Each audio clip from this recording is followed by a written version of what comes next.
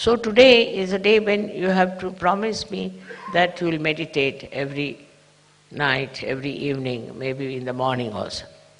Whenever it is possible, if you can go into meditative mood, you are in contact with this divine power.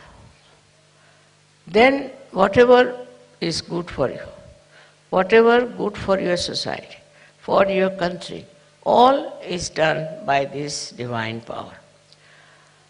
You don't have to overpower the divine power. You don't have to order, you don't have to ask. Just if you meditate, you are one with this all-pervading power, which is another great blessings to us. Unless and until your Sahasrara is open, all the blessings of the divine power cannot come to you. Cannot. Maybe you might get some money, you might get some jobs, you might get this and that. But your own development is only possible when you meditate and your Sahasrara is completely open and open to truth. Now the truth is that this divine power is compassion, is love. This is the truth. They say God is love, God is truth. So the equation has to be made that truth is love and love is truth. But it's not a truth that as you have for your own children, you have for your family. Attached love is not truth.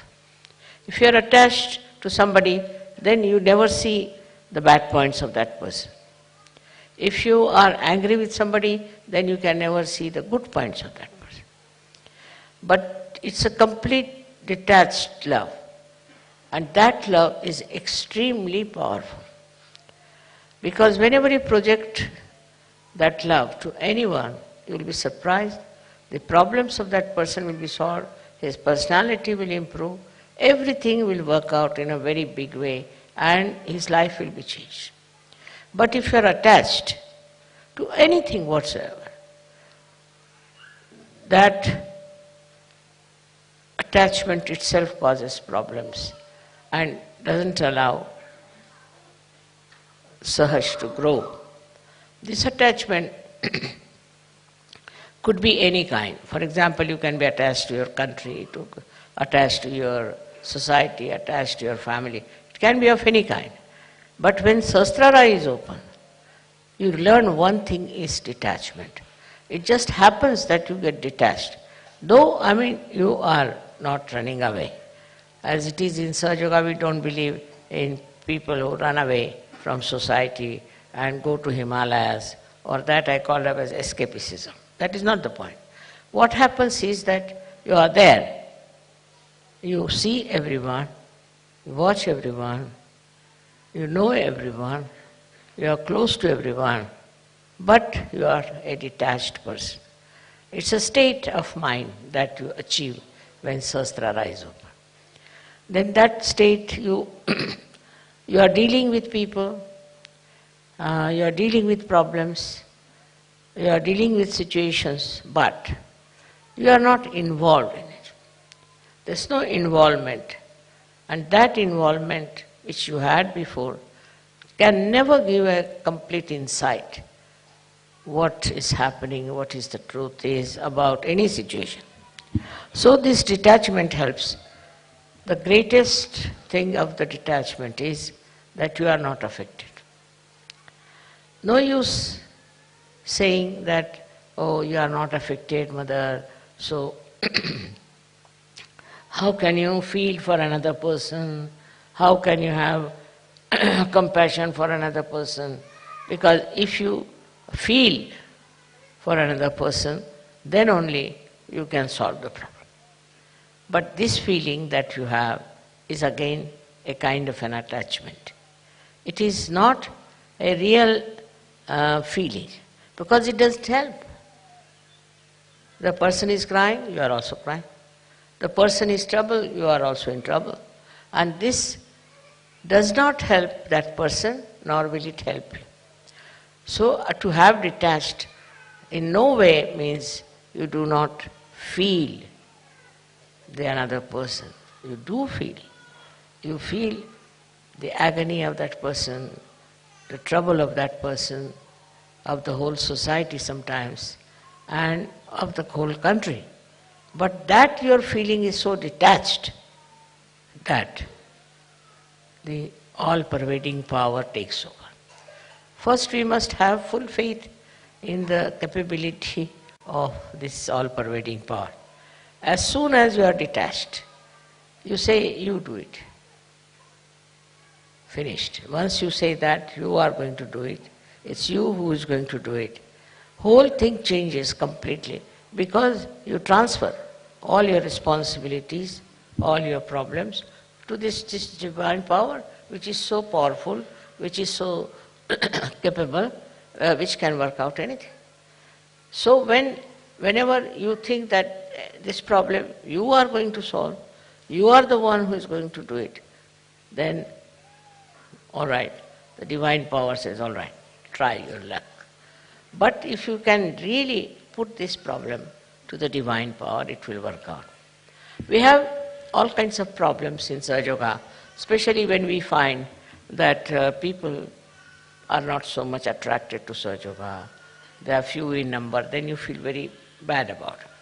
But have you tried to meditate on this point, and have you tried to put this problem to the divine power? Why should we worry when we have divine power available through our Sahasrara? Why should we worry? Why should we think about it? Just leave it to the divine power. If that is possible, if that you can achieve, you see, which is very difficult for human beings because they live with their ego, they live their conditionings. But if that attachment to all these things goes away, then what you do is just leave things to this power. Krishna has said in his Gita, Sarva dharmanam parityajya mamekam sharanam vacha. Forget about all your dharmas. Dharmas meaning that we have a dharma of a wife, of a husband, of a member of the society. All of them have their own dharma. But he says, leave them and leave it them to me and I'll manage. This is it we have to learn, is to say that it's this divine power which will solve our problems. As human beings, it's a very difficult state. And this state only can be achieved through meditation. But I'm not saying that you go on meditating for hours together, not necessary. But with full faith in yourself and in the divine power. If you work it out, I'm sure it's not difficult to rise to that state of consciousness. That is what we have to achieve. It's possible for men as well as for women. They don't have to think, how can we, mother, do it after all? See, all such people are no good for Sahaja Yoga. Those who have diffidence about themselves cannot do anything. But those who are surrendered and those who think they can do it can manage all this transfer of their power to the divine power. Just put it on the divine power. Now supposing I have a car which can drive me down. So if I have a car, then I don't put bullocks on it, that I don't push my car. I just sit inside and use it. In the same way, if you have this great power around you, if your Sahasrara is absolutely, completely submerged in it, then you will be amazed how things work out for yourself. I will give you an example of Sahaja Yogi. He is no more now. He was a fisherman, ordinary fisherman, but also he was educated, so he was working in a bank. This one was going one day to do some Sahaja Yoga work, and he had to go by boat. So when he came out, he saw the whole place was clouded and it was about to burst out into a big havoc. So he got very much perturbed about it, that what is this? Immediately his Sahasrara was so open and good. Immediately he said, now I leave it to this divine power. to stop all these things happening. I don't want it to rain and to have any problem till I come back home and go off to sleep. And it was surprising, people told me that, Mother, the clouds and everything were there all throughout, but it did not rain, did not do anything, and there was no chaos of any kind. He went to another island where he had to go, he did Sahaja Yoga and came back. And then when he went to sleep, then only everything started pouring down. So nature, everything, every leaf, every flower, everything is worked out through the divine power. So we should not have our ego that we can do something ourselves, we can manage ourselves. Once you have that kind of a thing, you are not yet that much developed, you are not that much grown up in Sahaja Yoga. But to grow up in Sahaja Yoga should not be difficult for you, because you have guidelines. Those people who got their realization, very few of them, like Sufis, and we had some saints in India, all of them. How much they must have struggled. Nobody to guide them, nobody to help them, nobody to tell them about what they can achieve. And despite that, they were very satisfied people, very happy people, and they worked it out so well. They saw the whole world with another angle, as you can also see, but they were not upset, and they had such self-confidence. They had such knowledge of their own that they achieved through their meditative process. And the way they have written books, some of them are so great. It's very surprisingly how they have achieved these great verses, such full of knowledge. One cannot understand that they had no guidance, nobody was to tell them. But one thing with them was that they always tried to look after their sahasrara. Now one thing is there obstructing sahasrara is the movement of your agya into thoughts. That's the only thing. That's the only thing that stops your entry into Sahaja. Thoughts are coming all the time. Because a human being is born who reacts to everything. React to this and react to that, and the thoughts come in and thoughts go. There's a big crowd of thoughts. Because of that, your attention cannot cross over agya and can reside in the sahasrara. So first of all, one should see what sort of thoughts are coming. You have to condemn yourself sometimes. You have to say, what nonsense, what have I been doing? What's the matter with me? How could I do all that? Once you start doing that, these thoughts will start disappearing. These thoughts are coming from two angles, one from the ego and another from your conditionings. And these are so much built up within you that they don't allow your agya to be crossed. That's why we have two bija mantras of Ham Ksham. First one is, when it is conditioning, you are endowed with this kind of a fear. I shouldn't do like this, I shouldn't do like that, is not allowed, that is not allowed. That's the conditioning part of it. Conditioning can be of many types. But the ego part of it is that I must overpower everybody, I must get this, I must be able to rule everyone. These two things are there in the mind, which are all the time crossing.